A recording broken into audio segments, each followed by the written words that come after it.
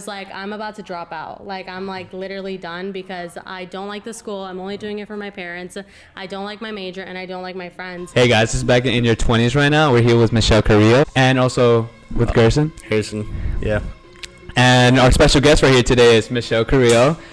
She's also from, if you guys are around the area, she's from Niles, and she graduated from Niles West also as well. And honestly, we're having a blast being here in Miami, Michelle. Like, yeah. How's like I said, I told Garrett too. How was the transition coming from Skokie all the way here to Miami? Yeah, so we actually moved out here 2 months ago, and we've been planning this for a long time. Like, I remember being in high school and coming out here with my family and just being like, I wish I could like move here. Like, I wish I could work from my phone, do something where I could move across the country and still be able to be successful. So I actually have been thinking about this since college. So it was something that I've been preparing for. And my business just allowed me to take that next step because I wasn't scared of like, am I going to find opportunities? Am I going to find a job? So I actually graduated in May, and that's when I kind of just made the decision like, okay, let's move, because there's no better time. Like, what do I have to lose? Like, absolutely nothing. So I told my parents like a year ago. I know Garrett told his parents like a year ago too. So it was something where they were like, oh, you're just kidding. Like, you're just joking. And then I was like, no, we got to prove, like, I'm out, like, I'm leaving. So It was great. Yeah, it was a good transition. And I'm assuming you're first generation Latina too, right? Yes. We're both first generation too. Okay, awesome. So what I know for a fact, your mom had to say something when you actually left the house. No? Yeah. Are you the oldest one, or? I have an older sister, and my mom she was sad. She like cried a little bit. She was like, you're just leaving so far.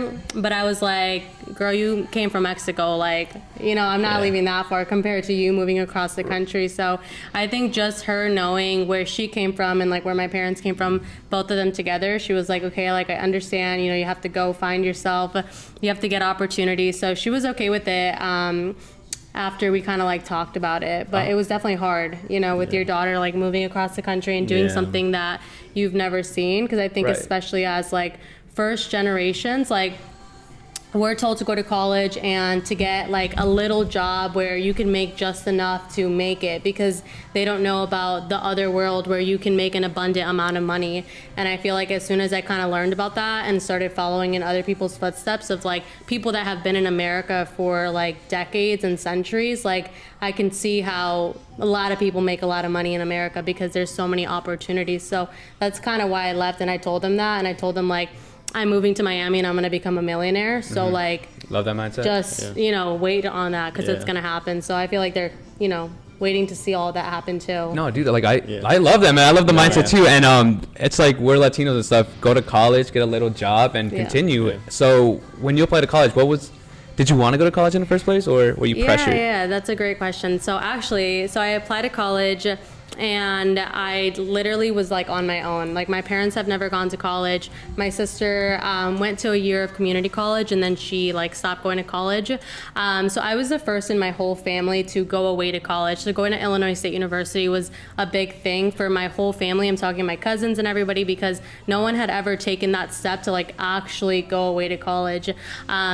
So I had to do the applying, I had to do FAFSA, like everything I had to figure out on my own, because my parents didn't really know how to help. They were like even super against like FAFSA because they had no idea like how it works or anything like that. So it was definitely like scary. I guess you could say like a lot of people have those resources of like being able to pay people to help them get scholarships, to help them get into schools, to help them like navigate how to even like transition like that. But especially first generations, like you don't even know where to start. You don't even know like if you're doing the right thing. So I went to Illinois State.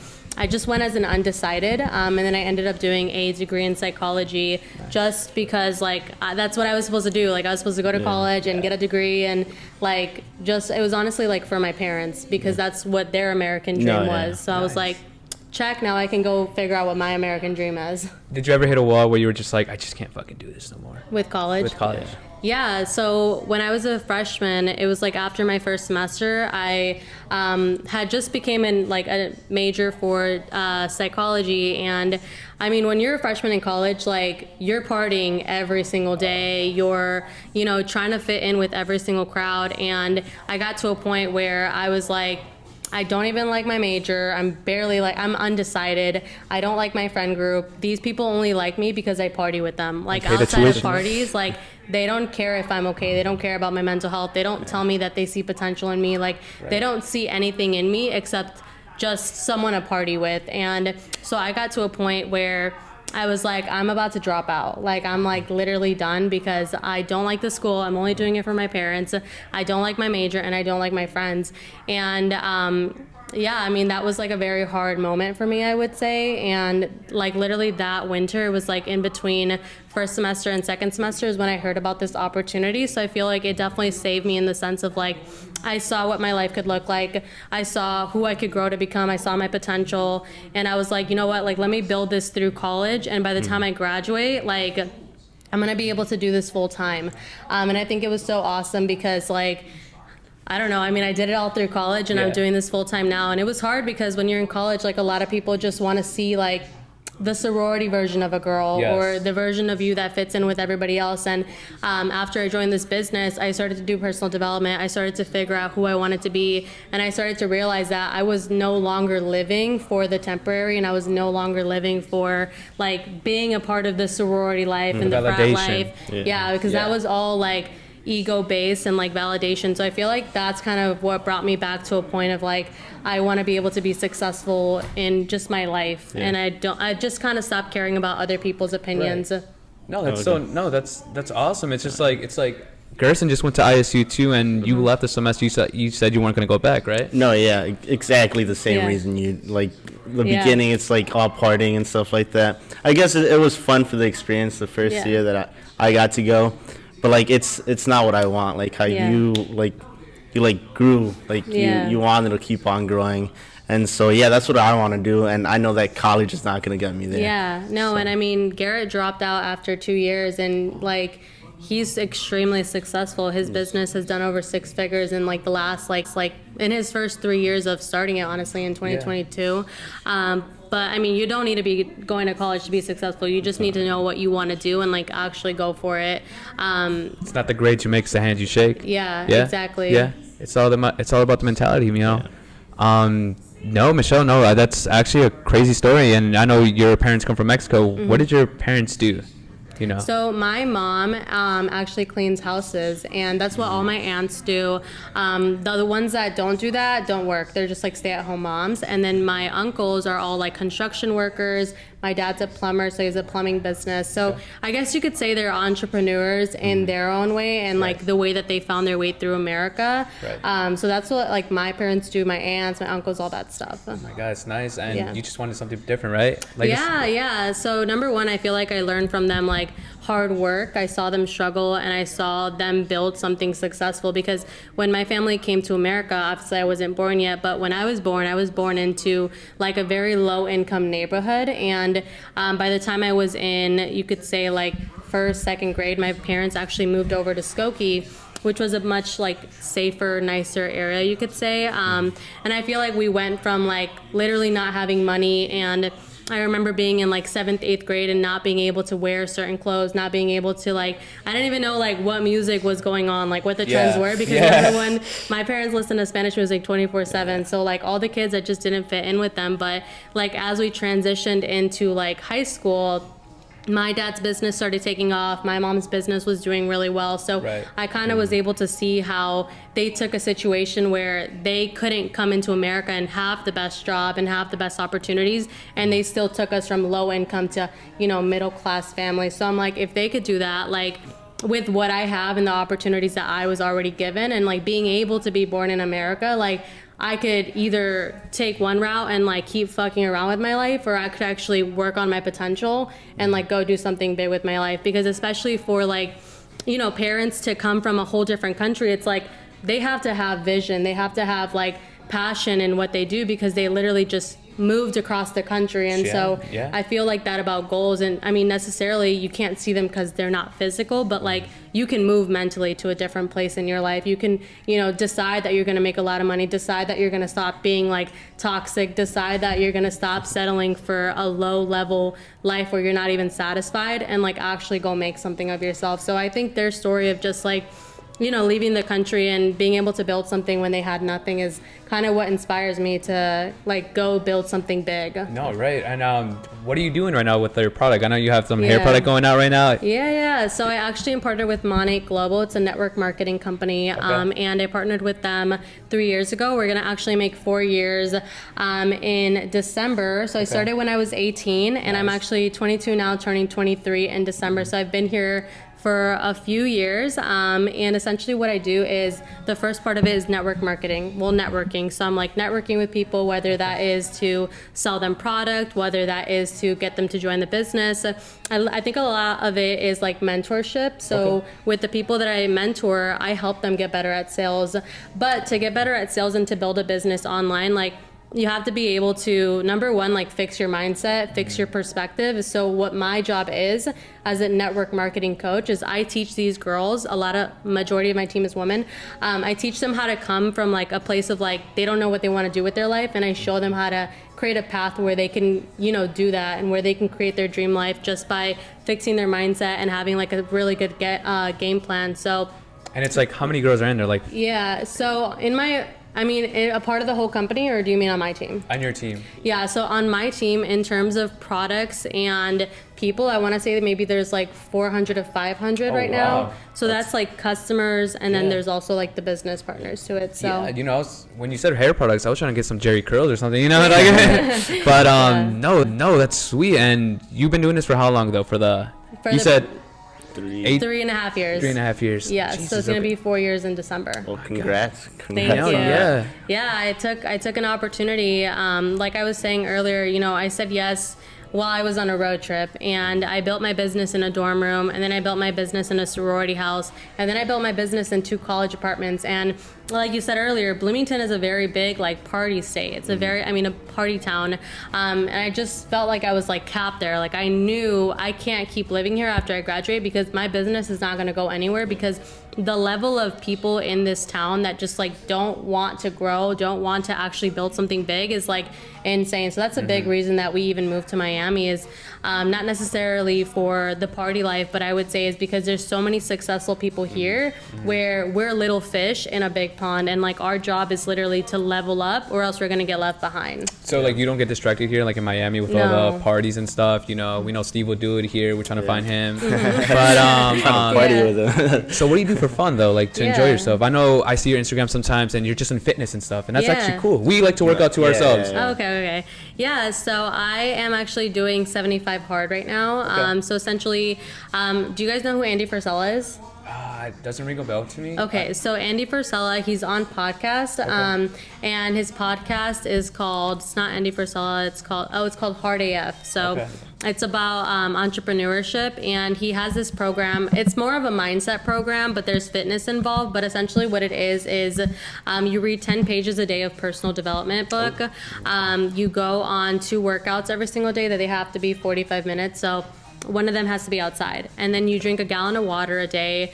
You're on a diet, but you can give yourself that diet, so it's whatever you want to do. And then you have to take a progress picture a day. So that's 75 days long, and we were like, okay, let's do it on we actually started it, Garrett and I, on our 2 years, and we started it as soon as we moved to Miami, because we were like, we know, like, we like to drink, we like to go out and stuff, but we want to have like a healthy relationship with alcohol, because the main goal of us moving to Miami was to make a lot of money. Like, yes, we like to party, we like to go out and stuff, but the main goal is to make a lot of money and to build successful businesses. And like, I know that I'm in a very crucial part of my business, and so is Garrett, where like, it could either go really good, or it could like all go to dust. And so I'm just like, literally my hobbies right now involve like me working all day long, because like that's what I'm building. I'm trying to build a foundation.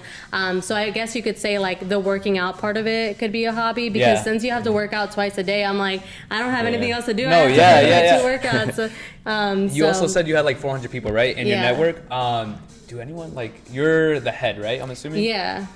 Is there any fights, and how do you handle that too? Yeah, so with business, I feel like the number one thing to even, I would say like the number one thing to have a successful business is to be good at communication. And something that I learned with like Monate and building an online business with them is like, if I can't have a hard conversation with a business partner, my business literally will not grow because I'm not setting boundaries. They don't know what's up. And I feel like what I learned is like, if you want to have a good business partnership, because obviously you are business partners, you need to be on the same page, whether you agree with something that they're doing or you don't agree with something. So there have been conversations that I've had to have with people on my team about, you know, things that were holding them back, because I mean, my job as their mentor is to help them see the blind spots in their life. And like, if no one's telling you, like your friend or your business partner, like if they're not telling you like, hey, your like thoughts, like what you say to yourself are really self-sabotaging, like that's stopping your growth, that's stopping your business growth, like they're not going to grow. Yeah, and you don't want those type of people in your life that aren't willing to grow. And so that's where the hard conversations come in. But I would say that I haven't had any like nasty conversations. I would say I've had like just real conversations, but you have to start them off by telling like, I'm not trying to start a fight. I'm not trying to like not be good on good terms anymore. Like we're still business partners at the end of the day. Before we're friends, we're business partners. I'm just telling you what I see. And like, if you're not going to meet me halfway, then this relationship isn't going to work. And it's as simple as that, because I'm like, I'm in a business where I decide who I want to work with. I decide who my customers are. And if I don't want to work with someone because they're not helping me or they're not meeting me halfway or they don't want to grow, then it's as simple as just cutting the relationship off. And they have the resources to be successful, but they don't have access to me anymore as like a mentor. So I just asked you because like I'm a manager of Vineyard Vines, right? Yeah. Back in Old Orchard. And, you know, when you get promoted, I got promoted 2 months ago. Okay. People test you. You know, they saw you at a lower level. So people are like, I don't want to do that. You ask them to do something, you know, and they just start questioning you, testing you. So, you know, in that perspective, I'm new in that. So I wanted to ask, like, if someone's testing you or like poking at you a little bit, would it be fair if I like say, hey, dude, stop, like call them out and like call them out, or like what would be your a method of yours that you would do if you were in that position? Like, So I feel like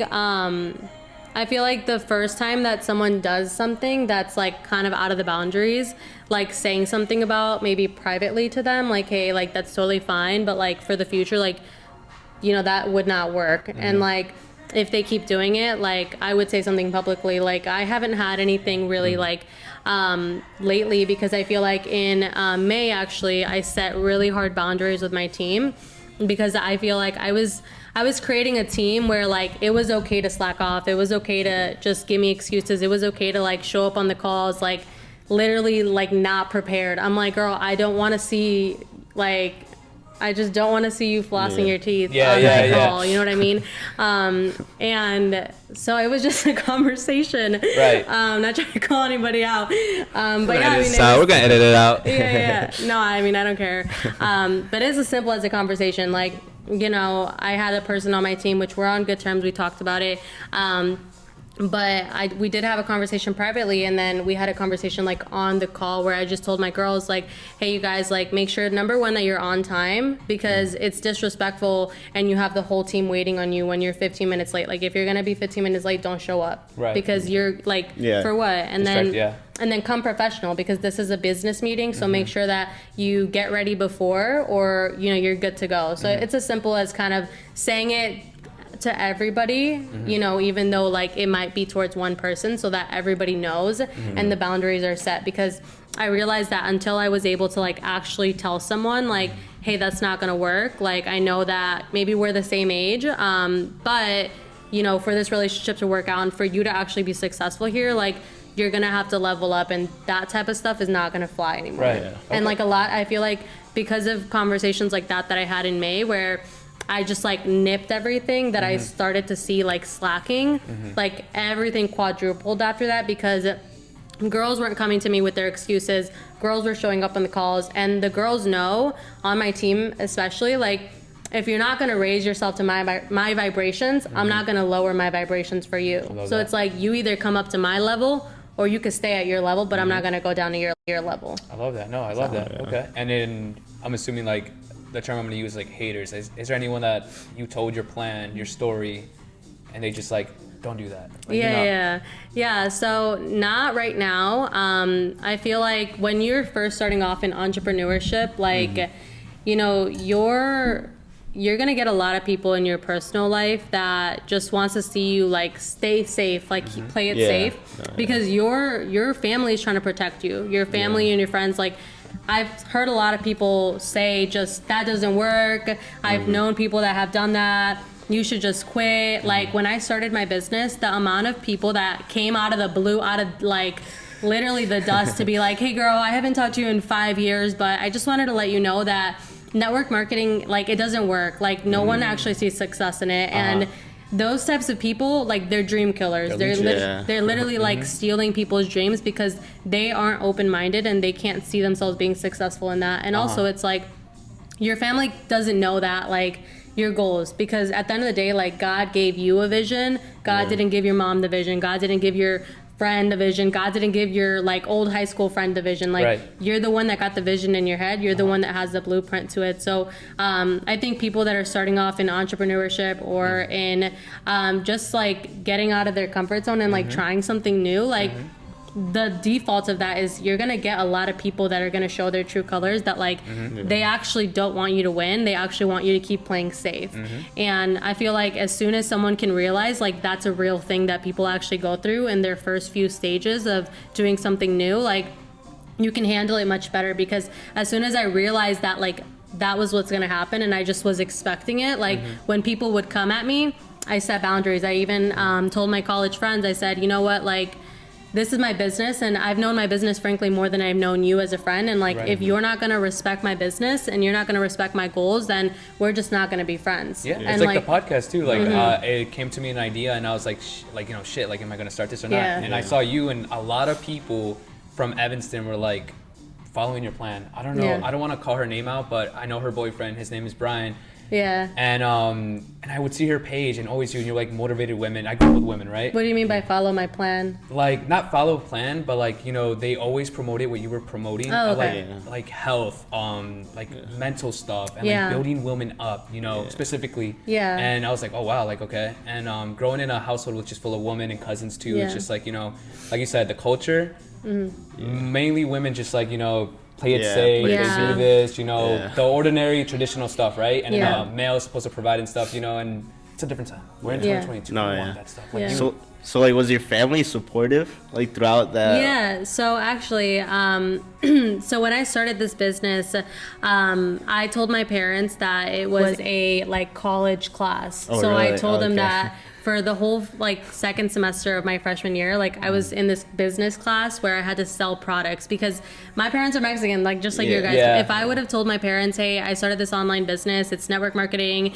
I'm selling hair products, skinny products, like I'm gonna build a big ass team, like I'm gonna take over Skokie, like literally every single person that you guys know that use the products or that are in the business in Skokie or in the Chicago area, they're probably on my team, or they buy from me, or they buy from someone that is on my team, so it comes right back to me. But yeah, I mean, I told them it was like, it was a college class because I knew they weren't going to be supportive. And like after like the semester ended, I think they kind of just realized that like it wasn't a college class, so they had to be supportive because I didn't really give them an option. I was just like, hey, you just gave it to them. I actually went to my first event. So our company does like these like yearly events, and they're in different states. They're every single September, and the first one was actually in Columbus, Ohio, and I was a sophomore in college by this point, so I was living in a sorority house, and I literally just didn't tell my parents. I just like bought a ticket to Chicago, met some girls that were in the business, carpooled with them all the way to Columbus, Ohio, and like went to this event where essentially they brought in like a bunch of really amazing speakers for business, for sales, for mindset. Like so many people came, and it was so amazing because it was my first ever event where I was in like an arena full of millionaires, full of really successful people following their dreams. And I was never like the type of person that was like, I want to be rich, like I want to make a lot of money, I want to build a big business, like I want to grow my mind. Like that, if you would have met me when I was a freshman in college, like I was the most toxic person like you would ever meet. I was like, I just didn't know. I wasn't aware of like how your words affect you and how you can limit yourself. And so going to that event, my parents didn't know. Like they thought I was in college. Like that event, like the next 3-4 trips I took after that, like they had no idea until they found like one of my tickets, and I was like, oh yeah, I was at a business event. So everything kind of changed after that. But like I was aware that people were gonna judge me and that people weren't gonna be okay with what I was doing. So I just didn't tell them. I just started the business by myself. Didn't really get their approval. I went on the trips by myself, and that's kind of like how I got into it. Is honestly just because I feel like I'm very good at like not taking people's advice and just following my instincts and doing something. And like I'm like, if I know you're gonna give me a bad answer or you're not gonna support me, I'm just gonna like keep it to myself.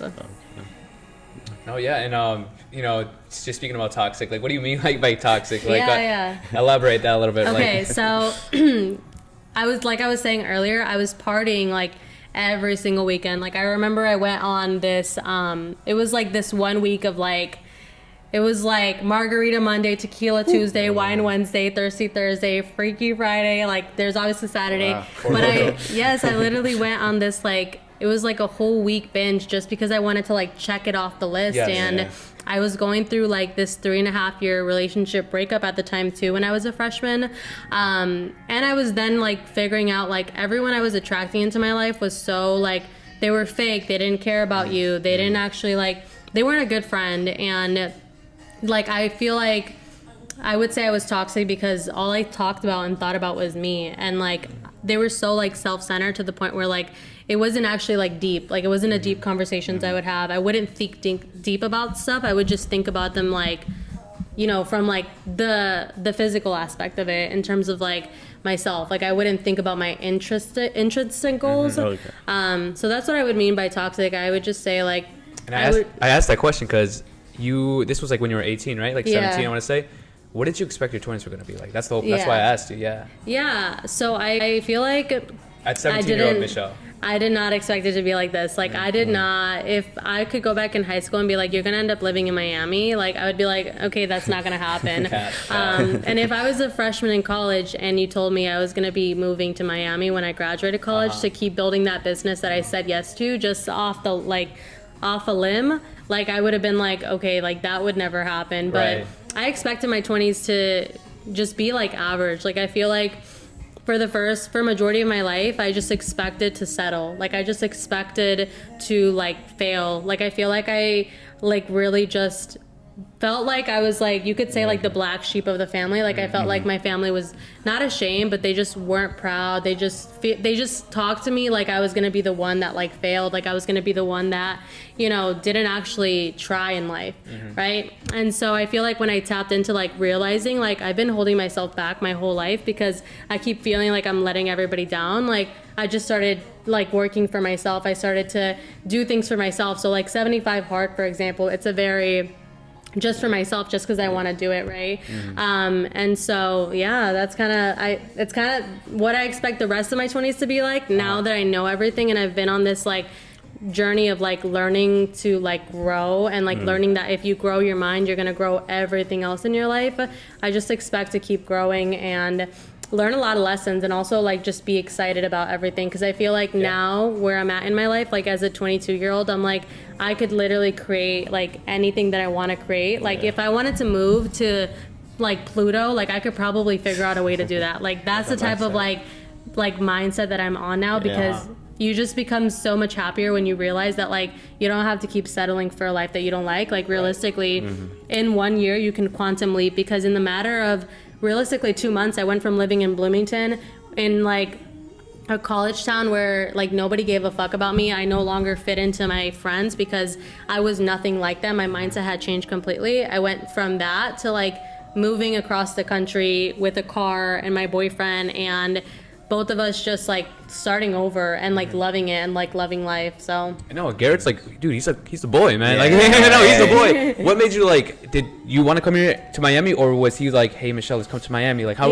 was that? Like, okay, so I'll give you guys a backstory. I kind of talked about it a little bit in when we first started, but basically when I was in high school, well, still like every single year in Christmas, my family comes to Miami. So we always stay in South Beach, like I was telling you guys, and when I was I want to say maybe like sophomore in high school, we were at the beach and there was this guy and he was like working from his computer. He was like sitting under like an umbrella. He was like working. He was on the phone with this girl. He was like trying to fly her out. Like it seemed like his like side chick or something, but he was like, yeah, I can fly you out. Like I'm just at the beach working. Like that's it. What's his number? No. Seriously. And I was like, what does this man do for a living? Like, I was like, literally, my eyes were so big. Like, because I'm like, what do you do in your life that you can work from the beach, that you can work from like Miami? And so that was when I first like saw that, and I was like, if I could move to Miami and like work from the beach and work from wherever, like that would be so sick. So when I saw the opportunity video to do Money, actually, I was like, damn, like imagine if I could do this through college and then move to Miami and work from the beach. And that's exactly what I did. So it also didn't really feel that real to me the first 2 years in Monet. Like, it wasn't something where I was like, yeah, like I'm for sure gonna move. Like, it wasn't something that was like for sure locked in. But I met Garrett actually the first time we like actually met.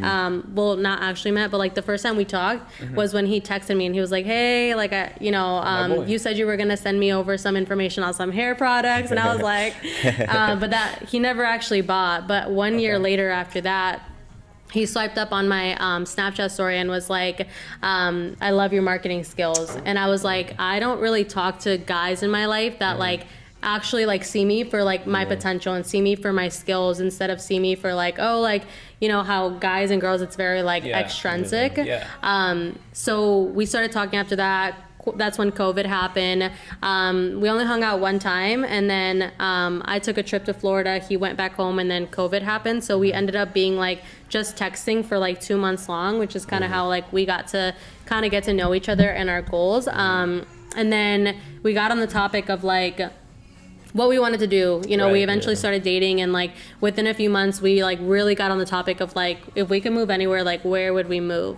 And we kind of decided together like on Miami, because it was somewhere where I always wanted to live. And when I mentioned the idea to him, he was like, I wouldn't be opposed to it, like I would have to like visit it. And then we visited it, and he was like, yeah, I love it, like let's do it. So I think I was the one that influenced him, but he was the one that gave me the confidence to be like, okay, like let's for real do this, because now like I'm not gonna move alone, like it's gonna be both of us, you know, doing something. No, I love it. When we first like met you guys, like you guys are like a team. You guys work as a team and stuff, and you motivate each other. So like I feel like you said, he wanted what you wanted. You know, he built you up and stuff, and I love that too. Like he uses your products. He told us like it's good. I'm gonna use that, man. I don't know about you guys, but I love that. And so what do you see for yourself in 5 years? Like, what's your end goal? You know what I mean? Not your end goal, but in this decade at least. Like, what do you want to accomplish? So my number one goal right now is to get to the top of Money. Like, I want to touch the tippy top of that company. I want to get into the $1 million club with them specifically. Like, that's how I want to break into the $1 million club. So I want to do that in ideally the next 5 years. Okay. Now that I moved to Miami, like, I don't know it could happen much sooner than that. Like, I genuinely don't know when it would happen, but I wouldn't see myself not getting into the $1 million club like within 5 years. Because I've already been here for a couple years, and I feel like I've already learned all of the lessons that like maybe I'm not exactly where I want to be, but in terms of lessons, I'm exactly where I need to be able to quantum leap into where I want to go. And then that's kind of like my first big goal is, like I said, so the rank is called Senior Executive Director, and right now I'm Managing Market Builder, which is it's the 4th rank in the compensation plan. And actually, when I was in college, like the last year, I feel like I actually lost my whole business. I feel like it just it was like crumbling in front of my eyes, and I was like, am I gonna just like let the business die, or am I gonna do something about it? And I made the decision that like I was gonna build on it. I was gonna get back to it. And in May, I finally like re-hit the first promotion. And then in June, I hit the 4th promotion again, which was 5,000 in team sales, getting 2 people to the first promotion. And then last month, we ended at like, it was like 9,000 in team sales for the month, and getting 1 girl to hit the first promotion, or the 4th promotion. Okay. Do you guys take guys too, or no? Yeah, we do. But my team mainly is girls. But for customers, like literally 60% of our customers are guys. So we have a lot of male customers. But yeah, like basically in the last 3 months, I've been able to build up everything that I had built up the last 3 years. So I'm literally right back at like the highest I've ever been in terms of this company, and like going higher. So I'm excited to see where that all goes in the next year, because I know it's going to go like so massive. But that's my first goal. And then after that, in the next 5 years, after I've done that and I've experienced entrepreneurship and I've experienced leading someone at that level, I want to start my own like coaching stuff. So I want to obviously still do money, but I want to be able to sell courses, do launch different types of courses where I... Monet, right? I'm pronouncing it right, Monet? Yeah, Monet. Where can people reach you at that? Yeah, so people can reach me on Instagram at Michelle Carrillo. So for the Carrillo, it is Carriillo. Okay. Snapchat, Twitter... No, YouTube? I'm not on Snapchat anymore. But on TikTok, I have a TikTok that's called Girl Let's Grow. Okay. So that's kind of linked to my podcast that I started. Follow. But yeah. okay. I recently started it. I want to say a couple months ago. It's at like 8K on TikTok, and it's essentially a TikTok that is about mindset, about like personal development, psychology, just basically how you can like change your mindset to achieve what you want in life. And I started that because, like I said, I'm doing money and I'm mentoring people all day long, but I was like, there's probably so many people that also would like really benefit from my mentorship, like virtually as well. No, yeah. I mean, I feel like, that's probably a good idea, because I mean, our TikTok is like basically about that, like in your 20s. Like, I know I felt lost. Like, I'm barely 19 and I just entered college and I felt lost, and like I feel like stuff like that would really motivate people. And so I think that TikTok is like the place right now, and like the way that TikTok works is like you can literally niche down to the exact person that you're trying to reach if you're consistent enough and you use the right hashtags. And that's the reason my TikTok grew so fast, is because I knew like my main pillar of my TikTok account for Girl Let's Grow is like literally nothing else except growth, mindset, tips. So like everything that I post is that. And like when you do that like repetitively, you literally get the perfect audience that's like,